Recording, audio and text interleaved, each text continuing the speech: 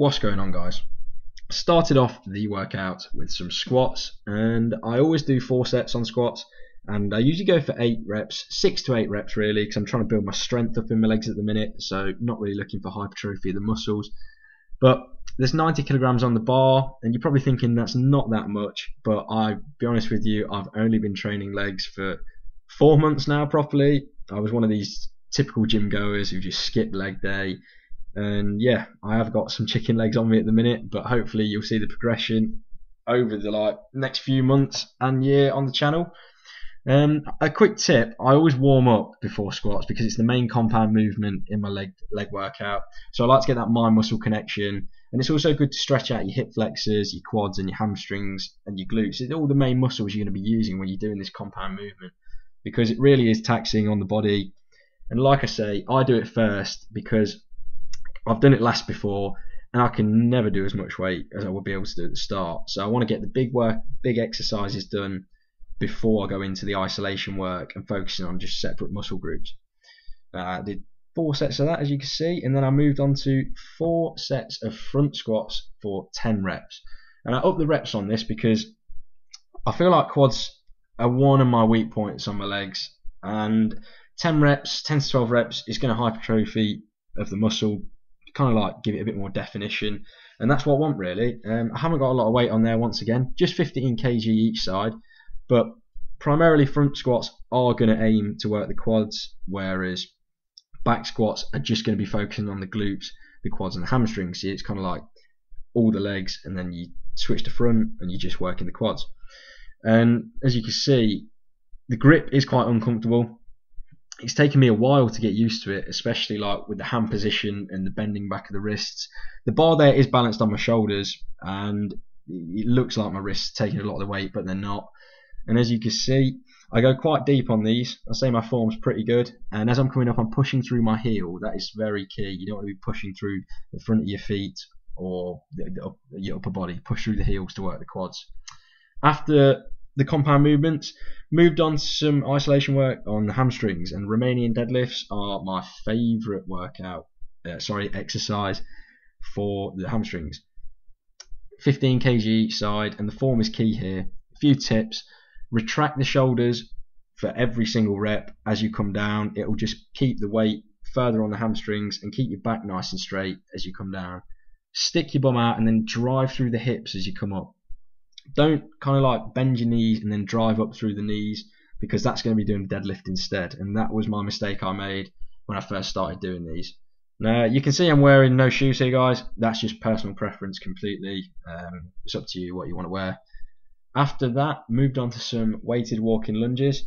Just 3 sets of these, 8 on each leg, and 12.5 kg I've got in my hand each side, I think.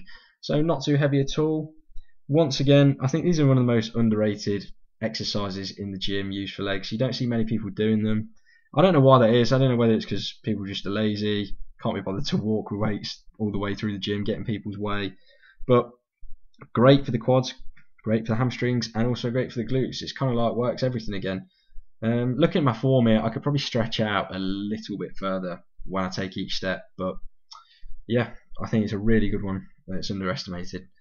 After that, moved on to my favourite machine, and this is the leg press machine. I do 6 sets of this for 10 reps. Yes, that is a lot of volume, but like I said, I'm trying to bring up my quads, and this one really works the outer suite of the quad, which is the vastus lateralis. I'm not going to go into the 4 different quad muscles for you. If you would like to know about the 4 different muscles, you can leave a question at the bottom of the video and I will explain them to you, but this is not a PE lesson. This is just showing you my workout. I showed you the foot position there. The foot position is key. They're like as low as they can be on the board and pretty close together. That's the foot position you want if you want that outer sweep to be working in this for the quad. If you have your feet in the middle, it's going to be quite neutral. You're going to be working the hamstrings and the quads. And if you're going to have your feet right at the top there, you're going to be working the hamstrings primarily and not the quads. So be sure to get your feet in the right position before you start. And then finally, guys, finished off with some hamstring curls on this awful hamstring curl machine that I can't stand. But I do 3 sets, 10 reps on both legs, and then drop it into 6 reps each on each leg, left and right.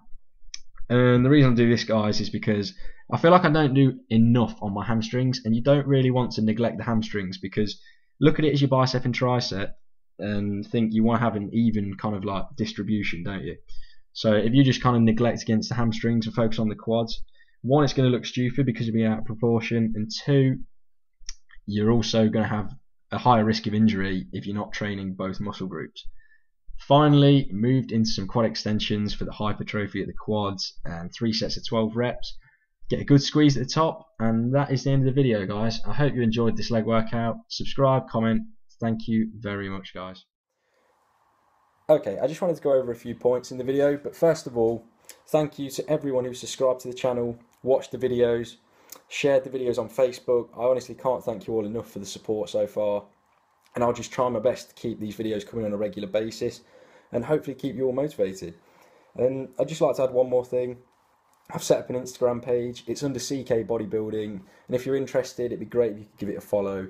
It's just going to involve dietary and nutrition advice and what I'm eating on a daily basis, and also just short workout clips as well. And if you're interested about what the next video might be on my channel. And anyway, that's that, guys. Thank you very much for the support. But back to the video, and you may have noticed that I didn't involve calf raises in my leg workout.